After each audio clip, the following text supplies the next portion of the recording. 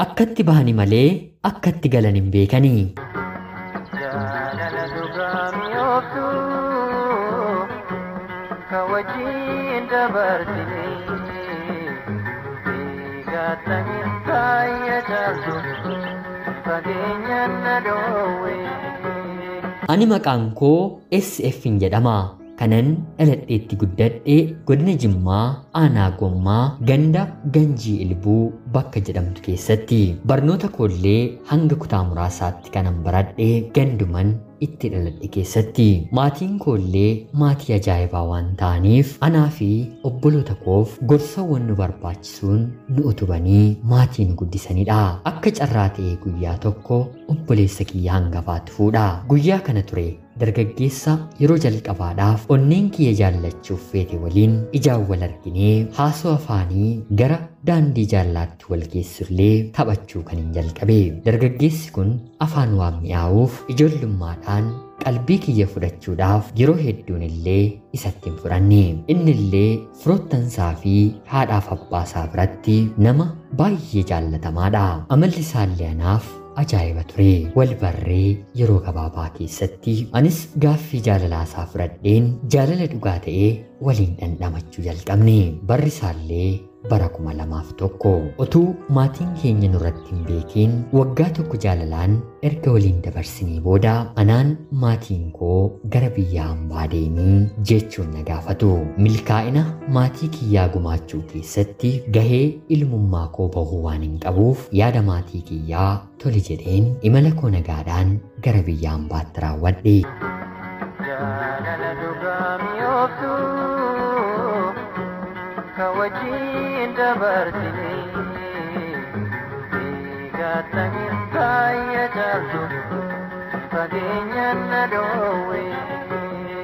Jaalala anaa fi jaalallee koo gidduu jiru ammallee fageenyi hin daangessine. Yeroo sanaaf biyya hambaa deemuu kootti inni gammachuu guutuu naaf dhabus haa ta'uutii garuu toora jireenyaadha waan ta'eef haala danda'amuun ammallee yeroon qabu gumaacheefiin yeroo boqonnaa koo ta'e hundumaatti yoo feene karaa viidiyoon yoo feene immoo sagaleedhaan yoo feene ergaa jaalalaa waliif barreessinee jaalala keenyatti fufne. Anis sababa isaatti addunyaa kanarraa dubartii gammadduun ta'e.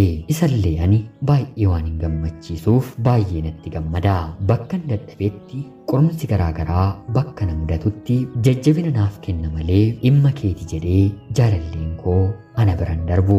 Bakka inni dadhabetti qorumsi jaalalaas bakka isa mudatetti rakkoo saawwadheen jabeesseen maddii dhaabbadha malee dhimma keeti jedheen jaalalli keenya akka diigamuuf gufuutti ta'e hin beeku. Akka hanqaaquu yookiin immoo killee harkatti qabatanii baay'ee wal kunuunsina. Addunyaan jaalalaa anaaf isa biratti saabiyummaan koo kan jalqabaadha.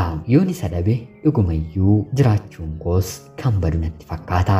Inni illee jaalala dhugaa waan naaf qabuuf ati yoo na dhiiste jireenyi lafa kanaa anaaf homaa miti dhandhama keessaan qabu jedhee natti dubbata. Walii gallee wal danda'a. Haala kanaan anaaf inni yeroo gaarii dabarsaa turre. Turtii waggaa lamaas biyya hambaa keessa ergan dalagadhee booda yeroon kontiraata kiyyaa waan dhumateef boqonnaadhaaf gara biyya kootti deebi'e. Turtii waggaa lamaa booddees eebuu jaalalaa keenya wal arginee waliin dabarsinee akka fedhii koo fi fedhii maatii kiyyaatti ammallee deebi'een gara biyya hambaa deemuun barbaada ture. Haa ta'uutii garuu haala kanaan ijaan toon isaa arguu gara jabaadhee deemuun amma baay'ee natti ulfaate.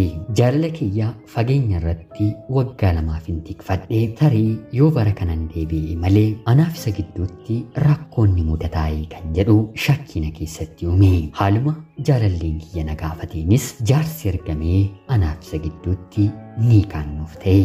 Rabbiif galanni haa ta'uutii kanaan gahuunoo ayyaanamuudha mitiiree jaalallee koo ijoollummaa waliin haadha manaa fi abbaa manaa waliif taane. Fedha maatii isaa fi maatii kiyyaan illee yeroo gaa'elaa baay'ee bareedaa ta'e tokko godhannee mana tokko keessa waliin jiraachuu eegalle. Ammallee gaa qorumsaa fi gidiraa bultii keessatti ni mudatu suuta suuta furmaatatti laachaa gara gammachuu guutuutti erga jijjiirrannee booda turtii waggaa tokkos erga waliin jiraannee Rabbi eebba maatii yookiin immoo bultii keenyaa nuuf godhee haadha ilmaan ta'e.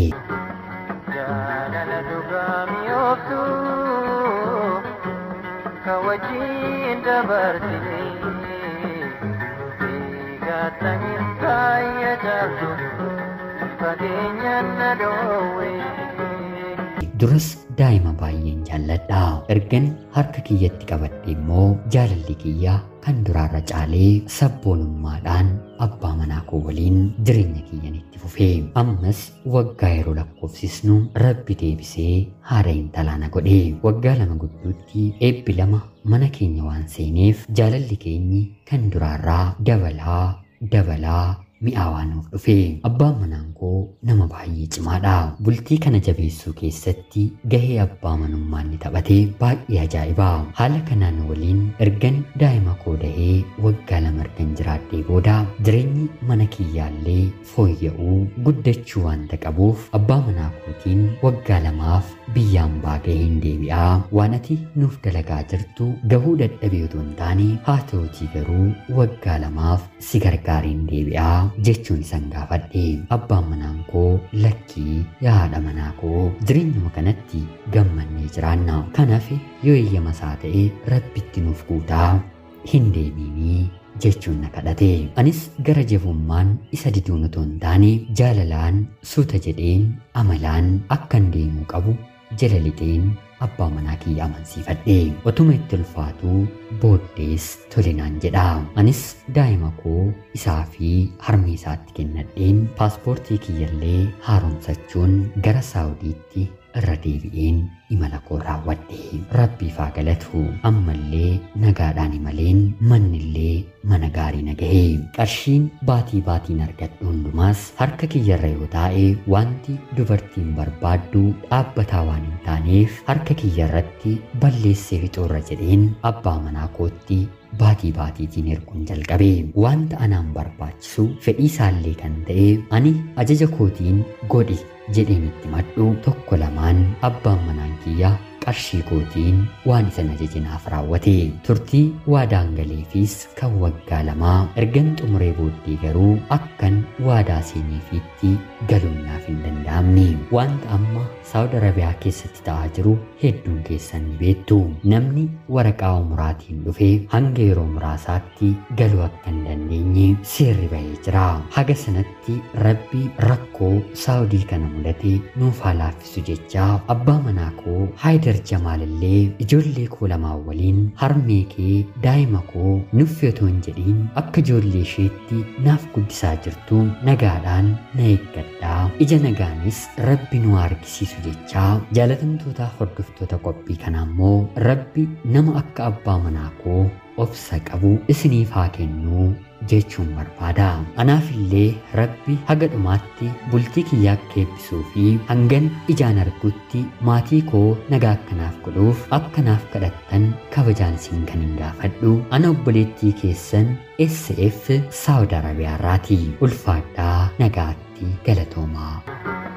Jaalala dhugaa mi'ooftuu kawajin dabartini Beekatani kaya jaltu Fageenyan na dhoowwe Yooyyaa shamaa akkam jirtu kabajamtootaa hordoftoota qophii Oromiyaa 24 nagaaf jaalallee tokkummaan bakka jirtan hundaatti hunda keessaniif yaa ta'u jecha guyyaa har'aallee xalayaa obboleettiin keenyi SF Saawud Arabiyaarraa nuuf ergite isiniif dubbiseen hin ka'a. Akka isin irraa barattaniif hubannoo cimaarraa argattan homaa shakkii tokkollee hin qabu. Obboleettii keenya ergaa kee kana nuuf qooduu keetiif guddaa galatoomi siin jecha kabajamtootaa hordoftoonni qophii Oromiyaa 24 illee yaada nagaan galii nagaadhaan maatii keetti siif haa deebisuu maatiin keellee maatii milkii hanga dhumaatti kan dhaabbate haa ta'u akka qoddanii fi kabajaan isin gaafachaa anillee nagaadhaan gara maatii keetti galii jireenyi keessanillee jireenya milkii fi gammachuu jaalalaan guutamee haga xumuraatti isiniif haa ta'u siin jechuun barbaada. Egaan kabajamtootaa hordoftoota qophii Oromiyaa 24 qophiin guyyaa har'aaf isiniif qabadhee dhiyaadhe kanuma fakkaatti. Akka isin irraa barattanii hubannoo irraa argattan homaa shakkii tokkollee hin qabu. Hagayoonaatti nuffetoon jedhiin na dhaggeeffachaa kan turtaniitiif guddaa galatoomaa isiniin jecha laayikii fi sheer gochuun illee akkanuma akkana deeggartan kabajaan isiniin gaafadha. Akkanumallee namoonni chaanalii keenyaaf haaraa taatan anaa dhufu kun Oromiyaa 24 guyyaa guyyaatiin xalayaa jaalalaa fi seenaa jireenyaa nama barsiisuu bashannansiisuu danda'u isiniif qabattee waan dhiyaattuuf isinillee sabiskiraayib gochuun maatii keenya erga taatanii booda xalayaa jaalalaa yookiin seenaa jireenyaa nama barsiisuu bashannansiisuu danda'u qabaattan karaa teelegiraamii karaa lakkoofsa bilbilaa kiyyaa duwwaa 937 nuuf erguun irratti hirmaachuu dandeessu. Qopheessuuf qindeessuun isin waliin kanan ture ani gammachiista shoomeeti. Qophii garbiraatiin hanga walitti deebinutti bakka jirtan maraan turtii gaarii isiniif nawwaa horaa bulaa. Jaalala dhugaa mi'ooftu kan wajjin dabarsine eegattanii baay'ee jaaltu.